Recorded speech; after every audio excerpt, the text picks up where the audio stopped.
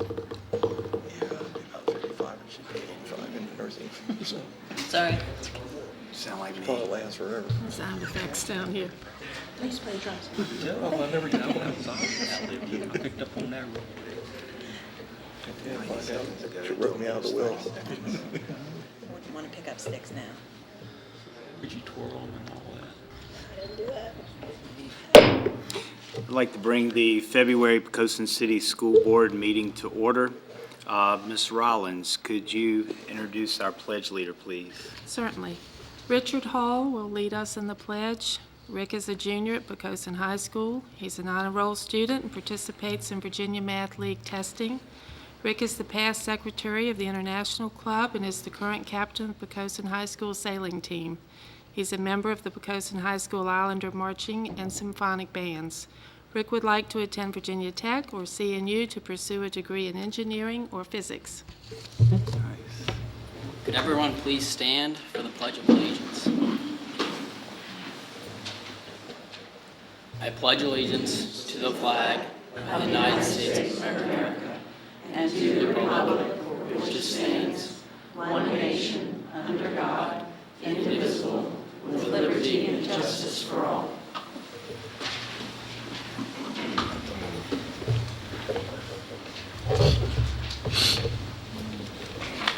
Camille Freeman will provide our inspirational reading. Camille is also a junior at Poquoson High School. She has been a Girl Scout for 12 years and is planning on completing her Gold Award this spring or summer. She's involved in cross country, varsity soccer, and rush travel soccer. Camille is a junior class vice president and actively involved in SCA. She is a top soccer volunteer helping special needs children to play soccer. Camille plans to attend UVA or Virginia Tech to major in health sciences. What counts in life is not the mere fact that we have lived. It is what difference we have made to the lives of others that will determine the significance of the life we lead. Nelson Mandela.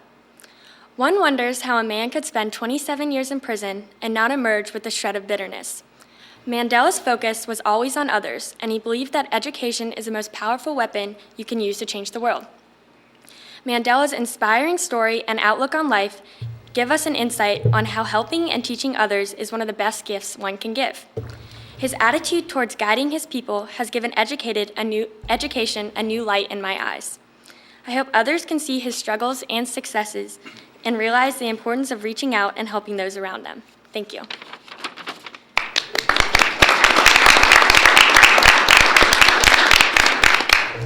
Thank you all very much.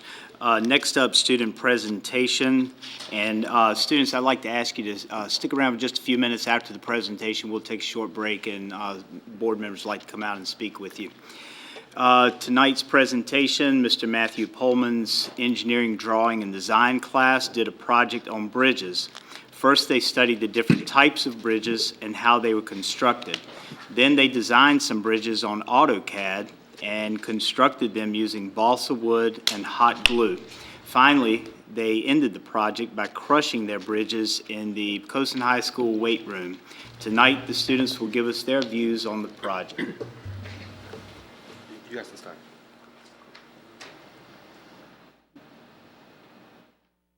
Engineering, drawing, and design bridges.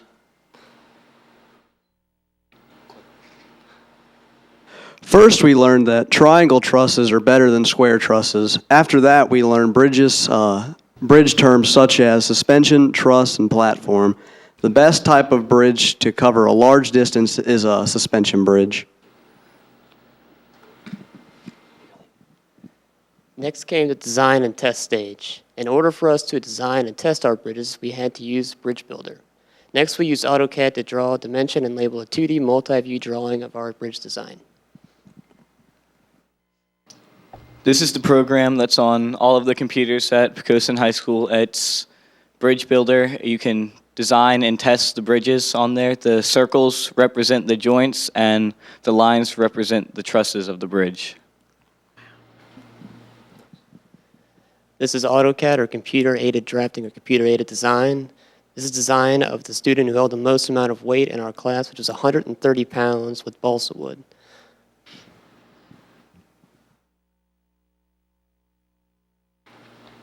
Materials used in testing of our bridges. We used balsa wood, hot glue, and cardboard in the making of our bridge. We crushed our bridges in the weight room. Our classmate Dylan Murray achieved the largest amount of weight held, which was 130 pounds.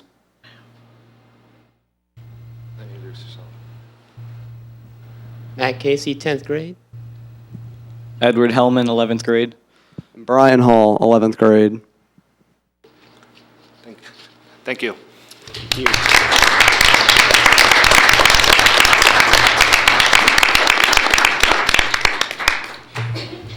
Do we have any additions or modifications to the agenda? We do not.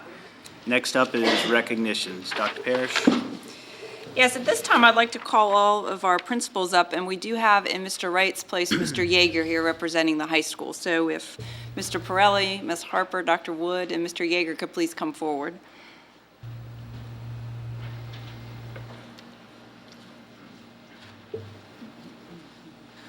I've asked the principals to come forward because Poquoson City Public Schools was recognized this year by the Virginia Board of Education as a highly distinguished Title I school division. We received this award for exceeding all state and federal accountability benchmarks and for achieving average pass rates in English and mathematics at or above the 85th percentile. The strong leadership of our principals and the hard work of all of our teachers and staff in each of our schools are what ensured our students met these very challenging benchmarks. On behalf of the school division, I want to thank all of our administrators, teachers, and staff for doing so much for our students. You are to be congratulated for achieving this state recognition. Congratulations, and thank you for your leadership.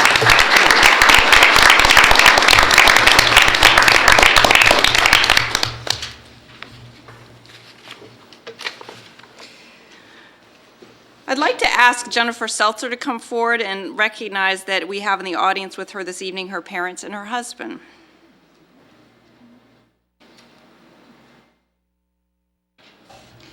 Jennifer is a familiar face to us, but let me provide a little information about her. She's in her 10th year teaching at Poquoson. She served in leadership role on the PCPS Balanced Literacy Curriculum Writing Committee. She provided professional development for staff. She participated in the School University Research Network Literacy Study Group. Last year, she was selected as the Newport News Reading Council Reading Teacher of the Year and as our Division Teacher of the Year. Jennifer is here this evening because she was selected as the Offie T. Rubin Reading Teacher of the Year. This award is given by the Virginia State Reading Association. It recognizes a reading teacher whose commitment to literacy is exemplary and unparalleled. She will also receive a $500 grant. The funds will be used to host a family literacy night and to enhance literacy instruction through iPads. Please join me in congratulating Jennifer Seltzer for being selected the Virginia State Reading Teacher of the Year.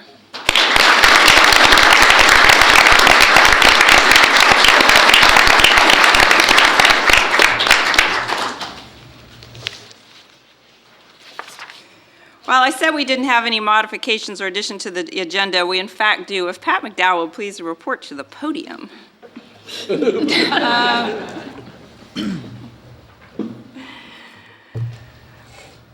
I would like to recognize Pat McDowell on behalf of the school board. She has served as the board clerk for almost 5 years. I know she is very helpful to the board in many ways. She communicates important items and ensures everyone has all the materials needed for board meetings. She is certainly a help to me in many ways as well. School Board Clerk Appreciation Week is this month, so please join me in thanking Pat McDowell for all that she does as our school board clerk.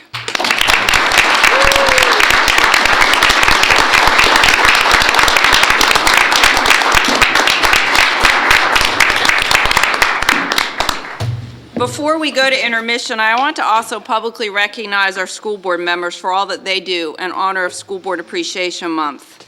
They attend a number of meetings throughout the years and are tasked with making some very difficult decisions. Their unwavering support of our students and staff is so important, especially during these challenging fiscal times. On behalf of the school division, I want to thank them for all that they do for our schools. On a personal note, I also want to thank them for their continued support of me. And please know that you will find at your seat a VSBA Certificate of Appreciation for all that you do on behalf of the children of Poquoson. So thank you very much. Please join me in thanking them.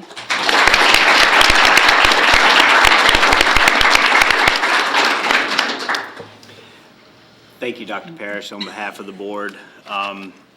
It's a pleasure to come and work with this group of people. They are hardworking, they're dedicated, and it makes our job nice and endurable because, like you said, there are a lot of tough decisions that we're having to make right now. But we just have a lot of confidence in you and your staff, and you're good people to work for and with, so we appreciate y'all as well. At this time, we will take a short break.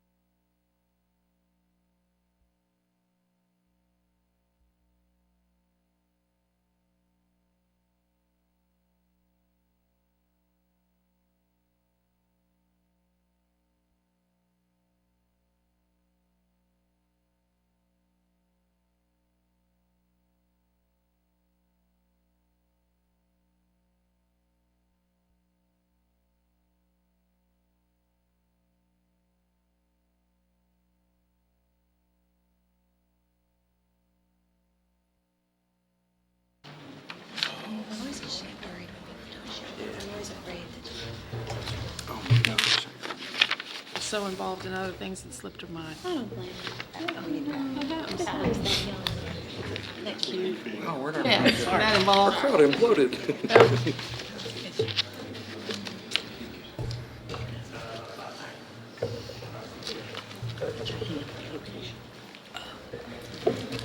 Okay, next up, we'll go into our presentations and reports, and we'll start with Mr. Bowen and the financial update.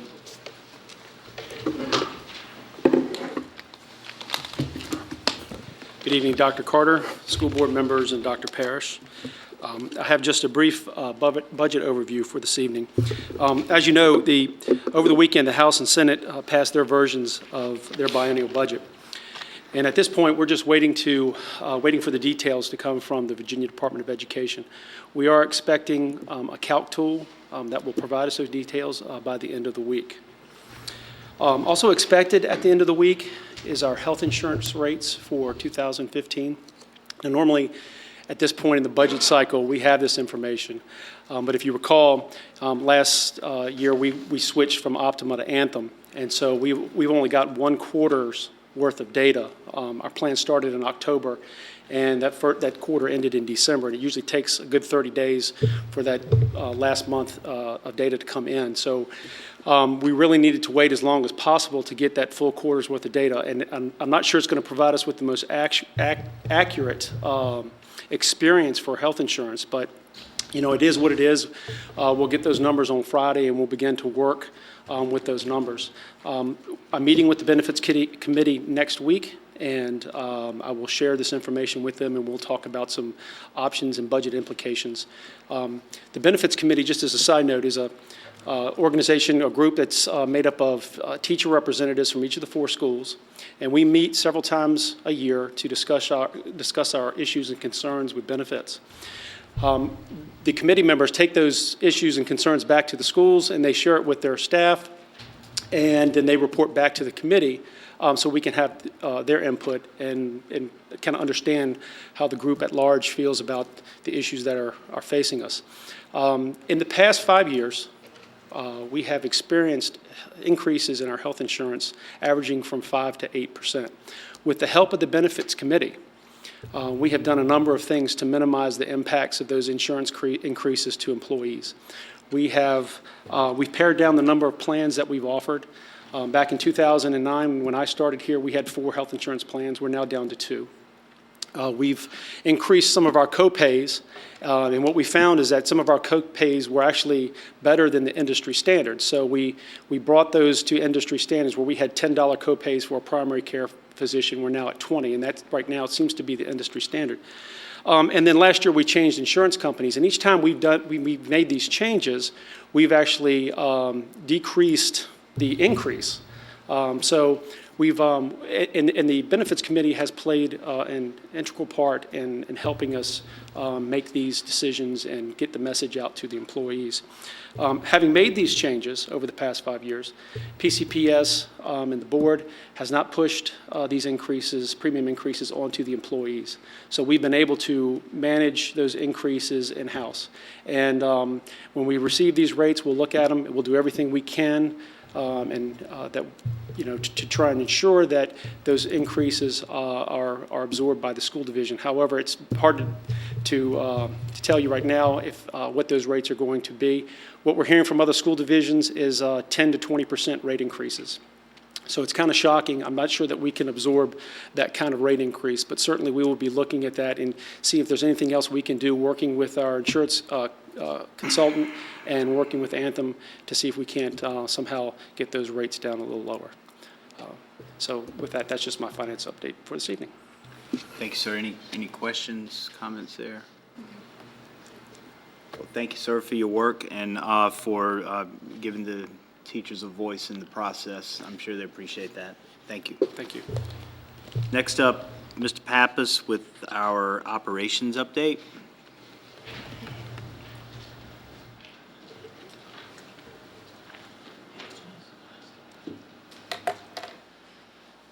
Good evening, School Board, Chairman Carter, Dr. Parrish.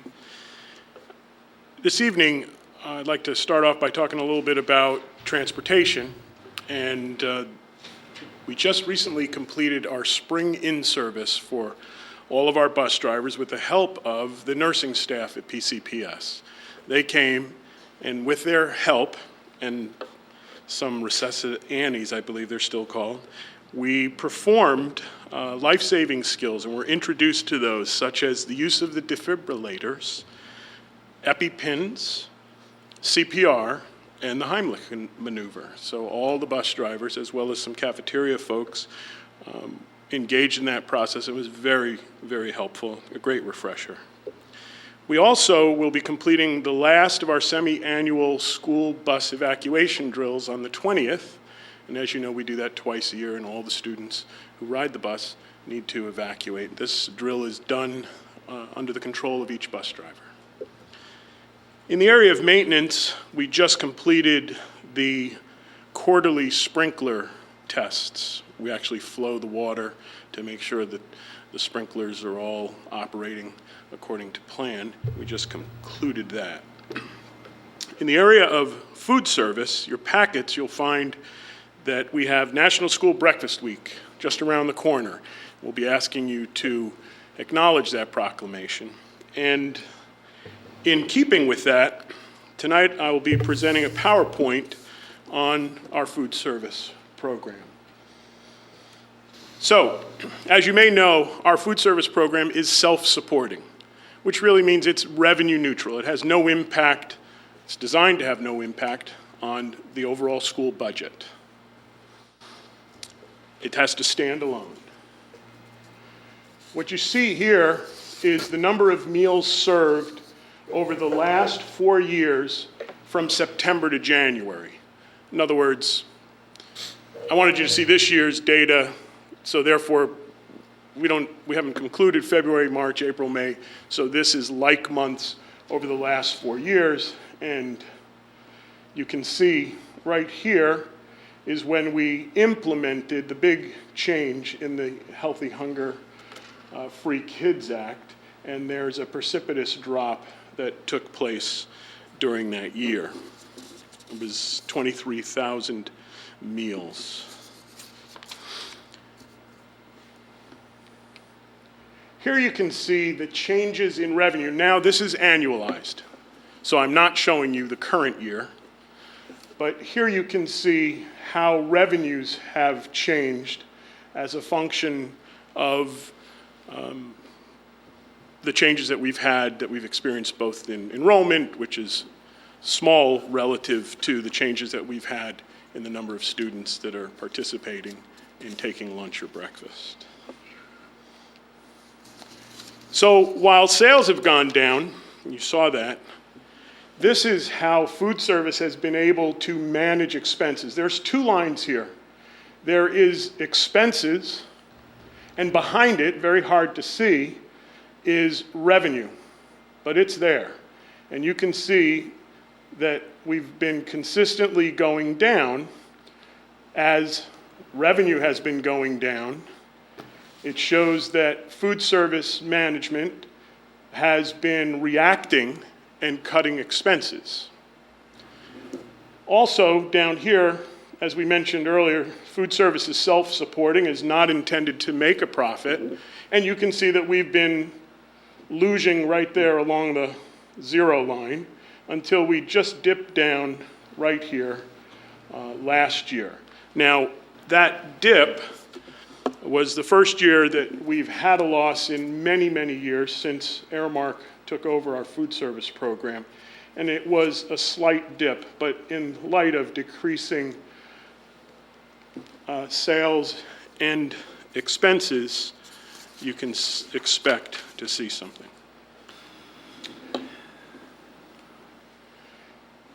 So a moment ago, I showed you that sales were going down and costs were going down equally. They were on the same trajectory, which is a testimony to the work that's been done to try to manage the program effectively. But here, it's interesting to see that this represents what has happened with labor, and here is what has happened with food costs. Those are the two biggest costs associated with running food service: labor and the cost of food. And then here, when you combine the labor and food, you can see that this is the year that we experienced just dipped below break even to the tune of 14,000. And that is because we had that little increase there. Here we broke even, here we made a little bit of money, and here we made a little bit of more money, which is how we replace kitchen equipment and things like that. Believe me, we are a break-even operation. Now, given that we lost money that year, it's important to understand that Aramark has a contract with us, and they gave us the 14,000 to bring us back to zero. So there is no impact to the overall school budget. And that is a pictorial representation of how food service has been faring during these times of increased regulation and such. And that's my report.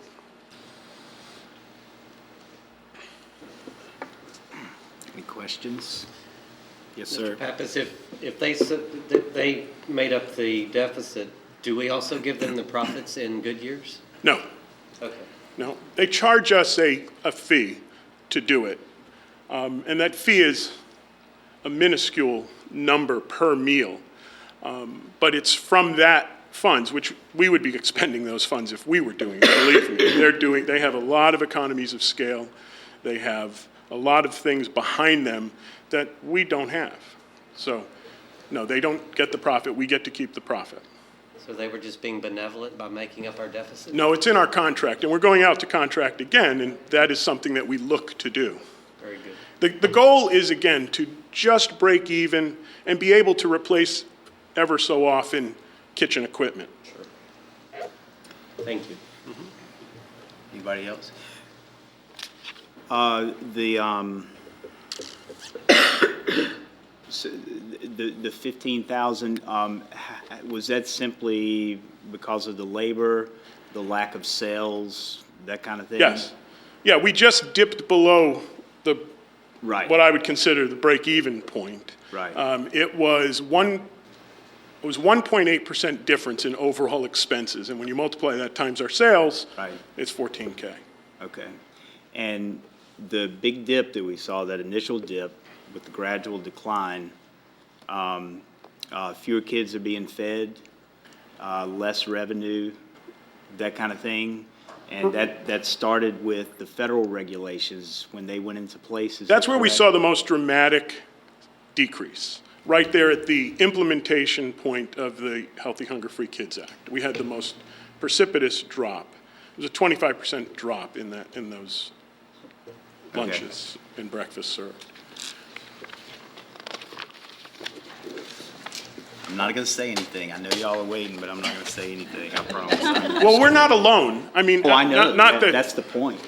We're not alone. It's nationwide because of the fact, yeah, I understand. Thank you so much, Mr. Pappas. And I appreciate you and working with Aramark and, doing the absolute best you can, because I know you guys are, given the situation that you're forced to deal with.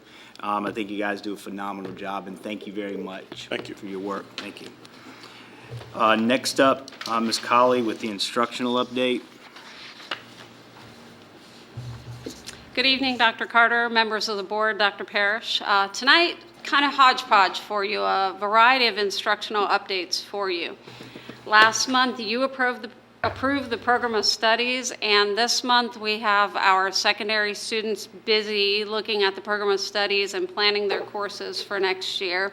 And I did want to take time tonight to thank our families for working really closely with students as they plan their secondary program of studies.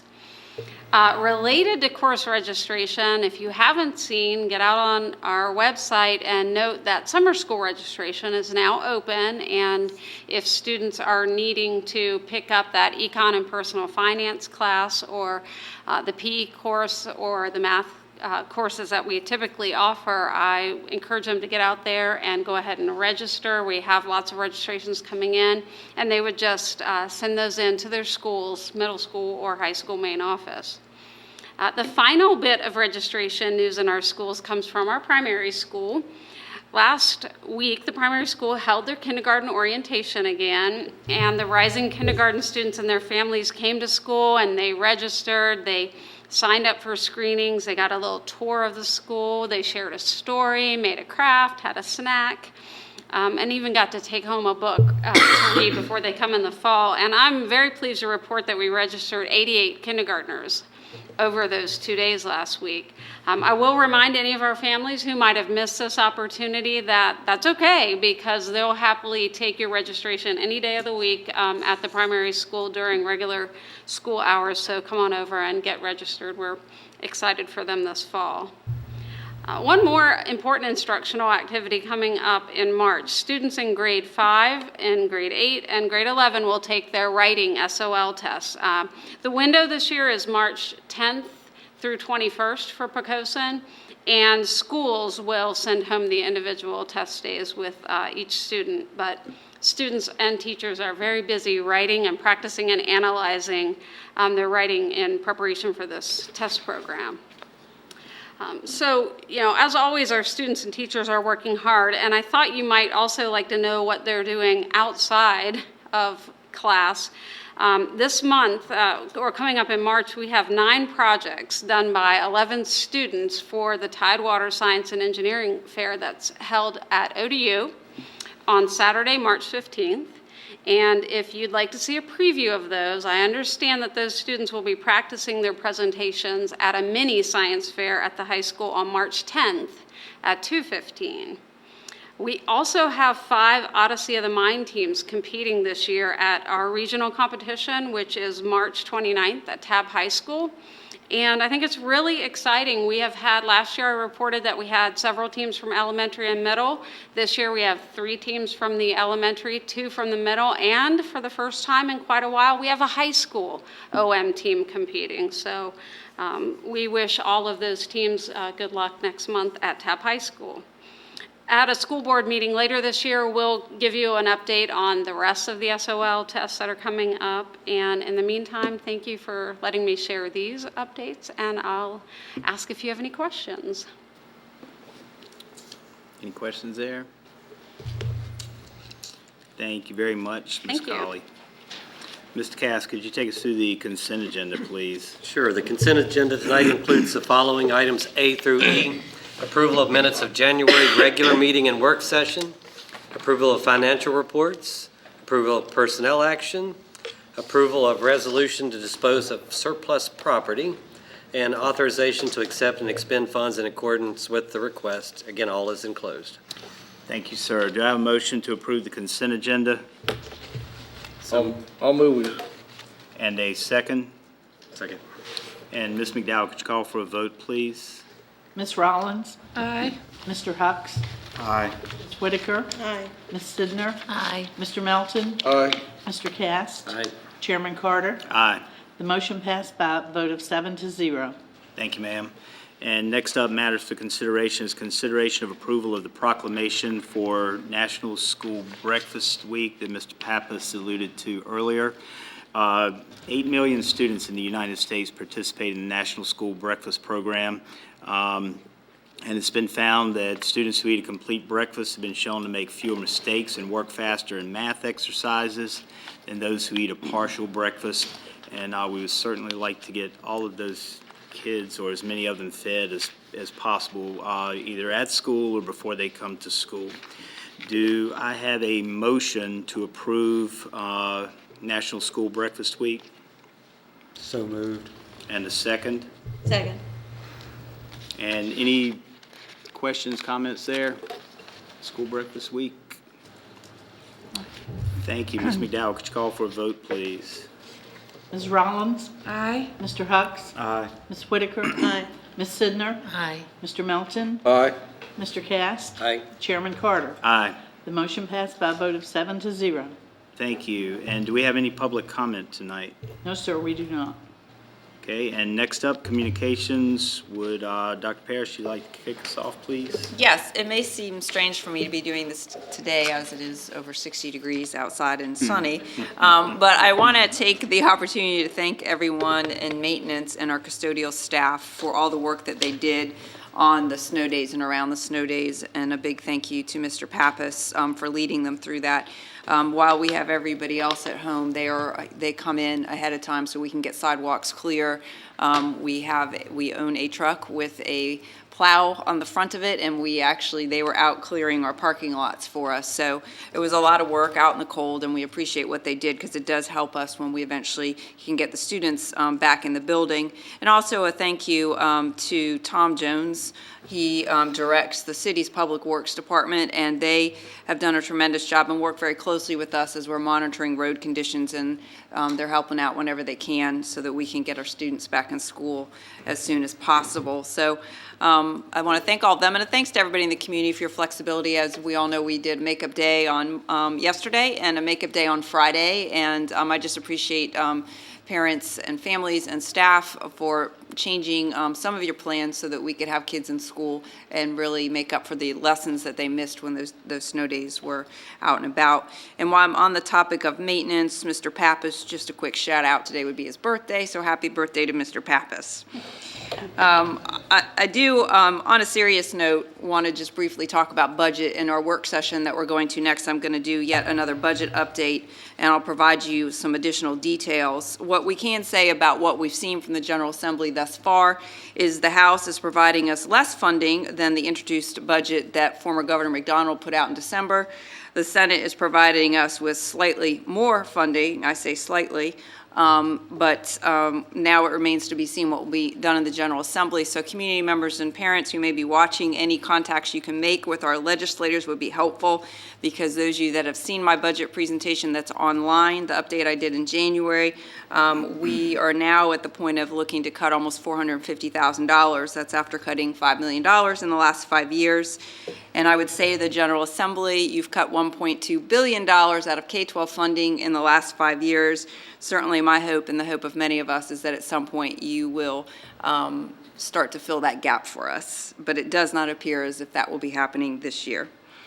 Also, I just wanted to let the community know we'll be advertising this, but on March 6th, we'll be doing a wellness symposium, and also that's in conjunction with something that our Gifted Advisory Committee folks are putting on at the high school at 6:15. We'll have a number of sessions for parents, also for students, and this is for all grade levels. You'll be able to come and go, so if you can't stay the whole evening, or you come for the latter section of the evening, it will go till 9 o'clock, but a lot of sessions, and we're doing it in conjunction with community partners that I think parents will be of interest in, things like social media, also just general health issues for students, and also some of the programs we're doing for our advanced students that hook in with the Gifted Advisory Committee. So I encourage folks to come out and see that, and we'll have more information out in the coming days. And those are my comments for the evening. Thank you. Ms. Rollins. I don't have anything. Okay, Mr. Hucks. Thank you, Dr. Carter. I'd like to thank Ms. Gina Patterson for being with us tonight. Thank you so much. Ms. Whitaker. Oh, yes, I just have one thing. I'd like to thank the members of the primary school PTO who put on an excellent science after-school assembly where families got to come, and we had a mad scientist who did some interesting little science experiments for the kids, and it was great because all these little hands kept shooting up in the air whenever she asked if somebody wanted to help her out, and some of those were children's hands. A lot of them were, us. Adults were there too, saying, me, pick me. And afterwards, we got to go out front, and the NASA Langley Exchange Skywatchers Club had their telescope set up. And the kids got to see the moon up close, they got to see Jupiter, and it truly was wonderful. And it was well attended, and so kudos to parents for getting out there on a cold evening, and also to the PTO for putting that on. Thank you. Thank you, ma'am. Ms. Sidner. No comment tonight. Okay, Mr. Melton. Oh, I feel like I have several. Reminding our parents out there, the Special Ed Advisory Committee meeting this Thursday evening at Poquoson Elementary School, room 200, and there is a special guest speaker. That's at 4:30 Thursday.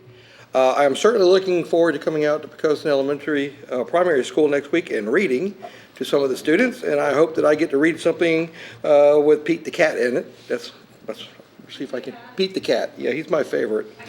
And you probably heard me up here last month talking about a career technical ed committee meeting in Richmond. That was canceled due to snow when the state shut down for 2 days. So our next meeting will be in April. But other than that, I want to thank everyone for their hard work here across the school Thank you, system. sir. Mr. Cast. Thank you very much. I'd like to commend Mr. Pappas and your staff. I've had several opportunities to witness your bus drivers and how courteous they are on the road and how safe they are. And I witnessed one that noticed that there were cars backing up behind this bus and pulled over to the side and allowed the cars to get through. And I know it's probably for her sanity and also for the safety of the children, but you're doing a great job with that. And I'd like to also commend the staff and especially Pat for what you do. And I know there's one board member that's particularly difficult in scheduling, and you work very well with them, so thank you very much. And I've had the opportunity to receive a lot of compliments recently from the instruction that the students are receiving. And Amy, thank you so much for what you're doing there, and all the fine teachers and principals. It's nice to get the compliments, which always in Poquoson far outweigh the other non-compliments. So that's all. Thank you, sir. I also would like to welcome Miss Gina Patterson from Virginia School Board Association, and I heard you've been with VSBA for 16 years? That's great. Well, we certainly appreciate your service. She is the new executive director, and we look forward to working with you, ma'am. Thank you for being here and taking time out of your busy schedule to meet with us. I'd like to, Camille Freeman, who did the inspirational reading tonight, one of the things that I picked up on is that she spends some of her time teaching soccer to special ed kids, and I think that's another prime example of demonstration of the character and the community service and volunteer orientation that many of our students have. So Camille, good job. Keep up the good work there. Also, I'd like to applaud Dr. Parrish and her staff for the calls over the last month as far as the delays, the cancellations. I think you were dead on every one of them. And I know you're out at the wee hours of the morning, late hours of the night, driving the roads, making sure that conditions are okay to get to school. So I appreciate your work there. And I would also like to reiterate my appreciation for Mr. Pappas and his work with the food services. It's difficult a lot of times just to get kids to eat anything. But then you have mandates that are put in place, just throw obstacles up in front of him. And Mr. Pappas and his staff over the years have been very, very creative in how they can get kids to continue to purchase these meals. And quite honestly, I don't know how we have stayed in the black for as long as we did. So Mr. Pappas, again, sir, I would like to thank you for your work with Aramark and for providing good quality meals for our students. And with that, do we have any material for board review? Not this evening. Okay, with that, we will adjourn to our work session where we will be talking about budget and a strategic plan update.